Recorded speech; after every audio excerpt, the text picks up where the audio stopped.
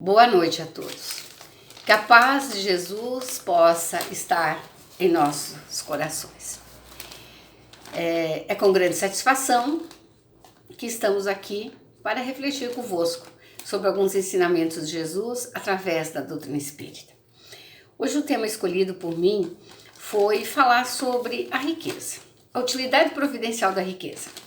Então, muitos de nós nos questionamos sobre os bens materiais, se a pessoa que é muito rica, por exemplo, qual que é o privilégio dela? Por que ela é e outros não?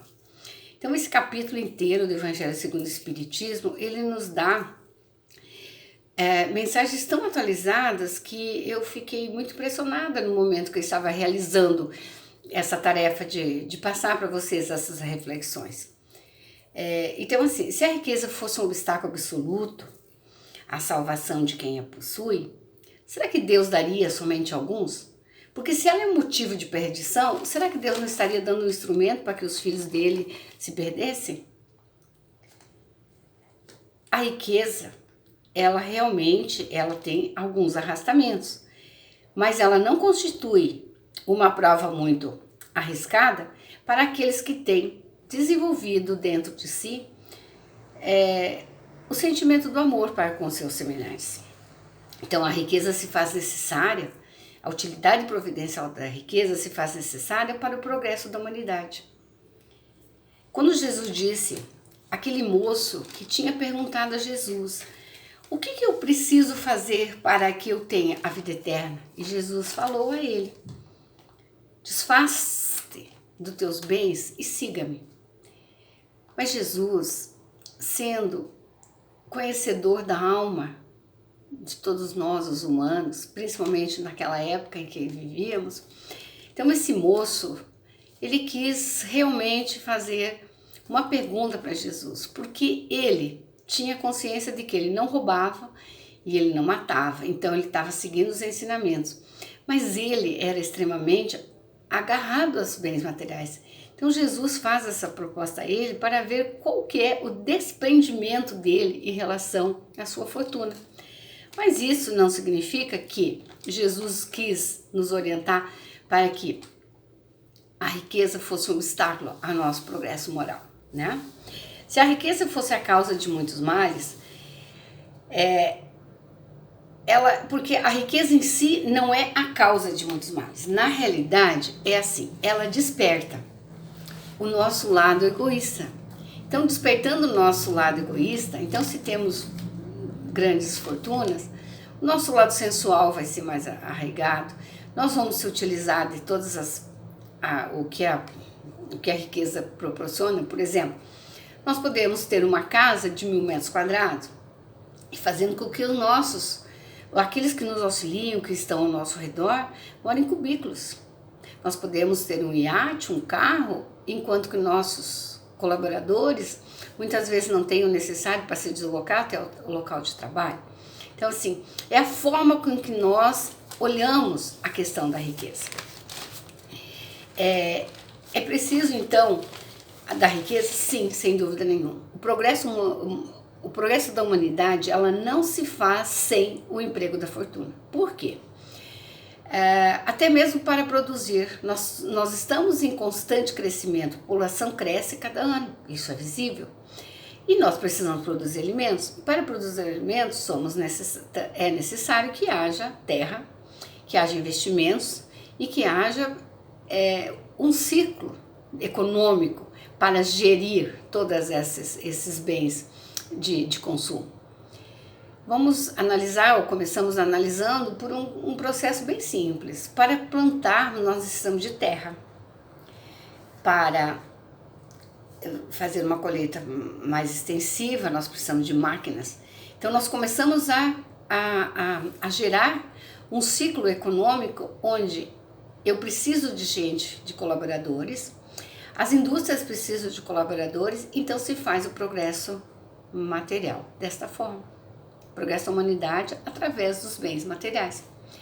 Muitas vezes o homem não consegue produzir tudo aquilo que consome e então ele tem que extrair da natureza, né, que são os minérios, ele extrai da natureza. Então, a ciência e a tecnologia, elas trabalham sempre com riquezas, porque através de valores nós conseguimos adquirir esses bens.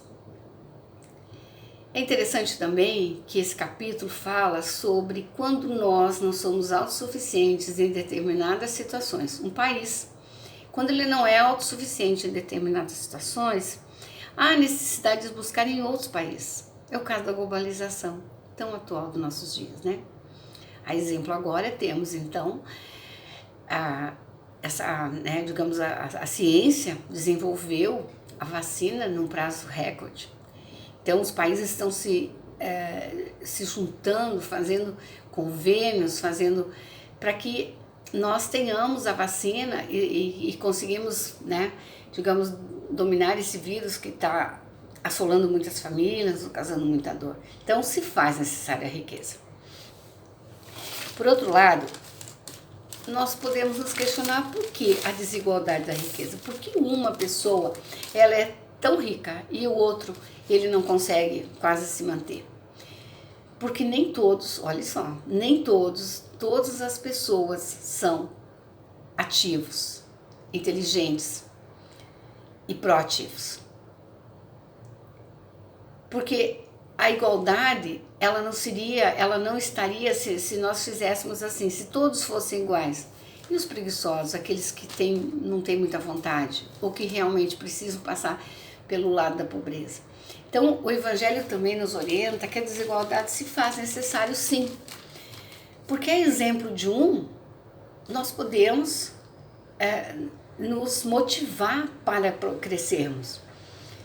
Um pai analfabeto, que não teve a oportunidade de ir frequentar uma escola, mas ele tem um emprego e esse emprego facilita a ele, dá a possibilidade para que ele possa fazer com que os seus filhos possam estudar.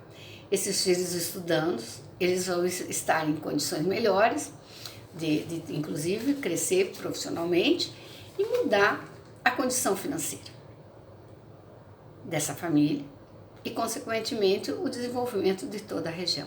Então, a desigualdade da riqueza vai acontecer também por outro motivo.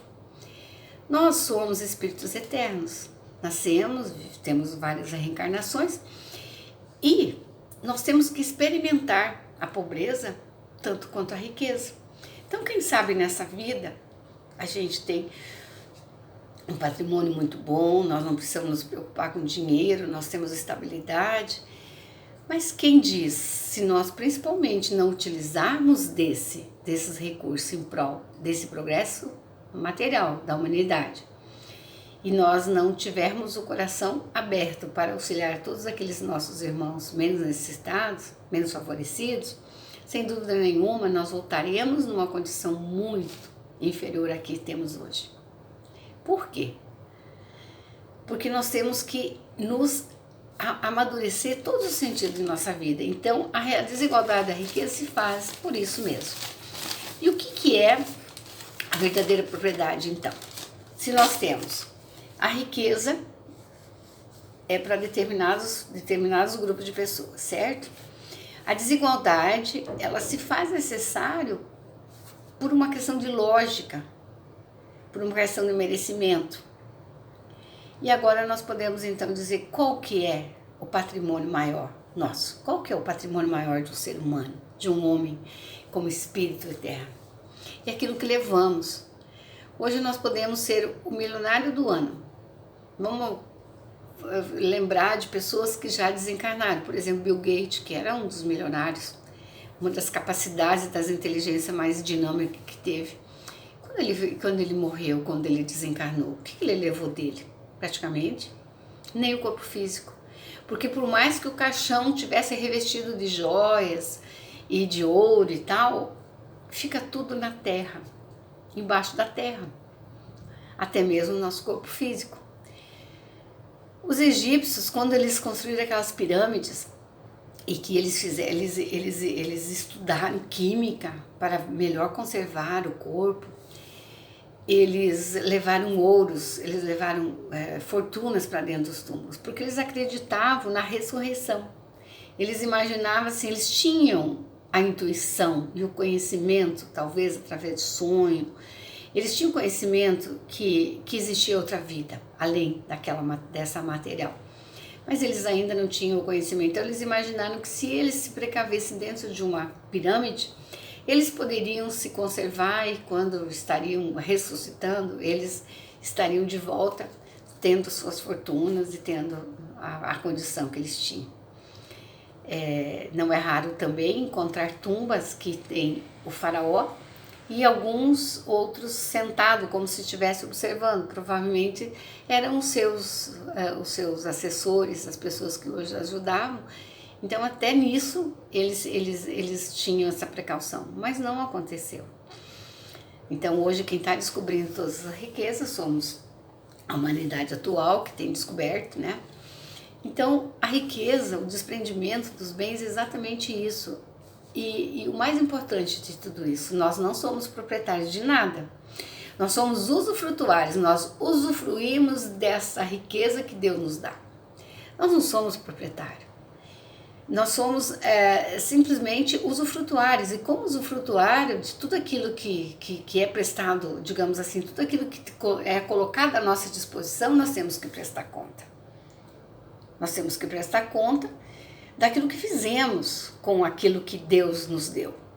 Então, qual seria o papel de um homem hoje afortunado?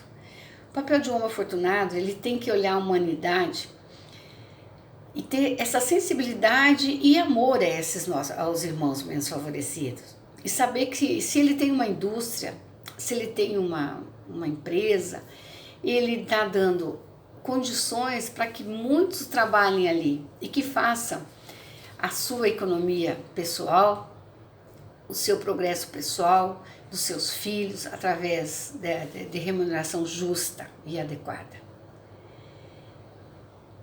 Quando os homens não tiverem o egoísmo presente em suas atitudes, as coisas poderão ser divididas, mas divididas de que forma?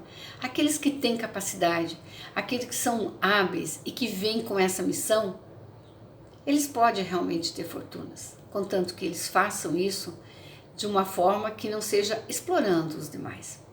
Então, quando Jesus fala, esse capítulo bem interessante no Evangelho segundo o Espiritismo, que ele faz comparações de todos os níveis, ele nos coloca diante, dizendo assim, você não é dono de nada, você é uma pessoa que recebeu e que você precisa prestar conta daquilo que recebeu.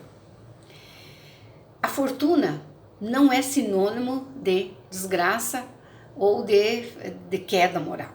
Muito pelo contrário. Mas a forma com que usamos a fortuna pode nos levar a ter uma queda moral. E comprometer o nosso espírito de forma muito que vamos passar várias encarnações para digamos assim, nos redimir. Então, essa reflexão de hoje é sobre assim, como que nós utilizamos aquilo que ganhamos de Deus? Como que nós estamos utilizando a nossa vida material? Será que nós não só se dedicamos à parte material, esquecendo a nossa espiritual? Então, esse processo que nós estamos passando agora é um chamamento. Eu acredito que o vírus não escolheu classe, o vírus não escolheu cor, não escreveu credo, nada. O vírus veio para dizer que todos somos iguais, que todos passamos pelo mesmo processo, contanto que nós saibamos viver bem, para melhor aproveitar aquilo que nós temos à nossa disposição